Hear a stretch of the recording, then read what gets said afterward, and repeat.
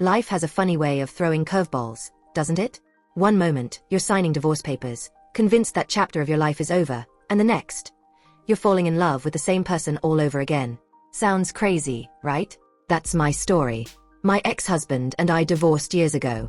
It wasn't messy, it was just over.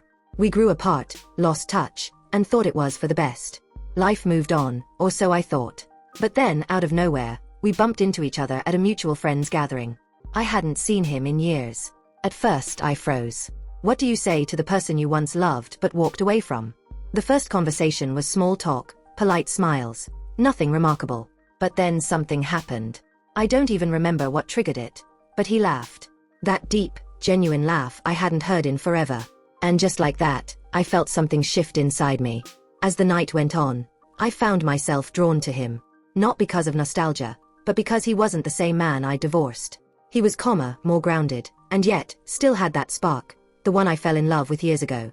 We started talking about everything. Life, work, the mistakes we'd made, and how much we'd grown. And it hit me. I wasn't the same person, either. Maybe that's why this felt different. It wasn't about picking up where we left off. It was about starting fresh. But the craziest part? It wasn't just about the past.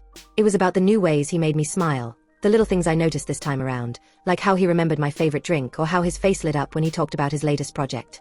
I started wondering, was this love worth giving a second chance? Was it destiny or just a coincidence that brought us back together? Taking that leap felt terrifying, but deep down, I knew I had to try. And now, we're rewriting our story, not as exes, but as two people who found their way back to each other.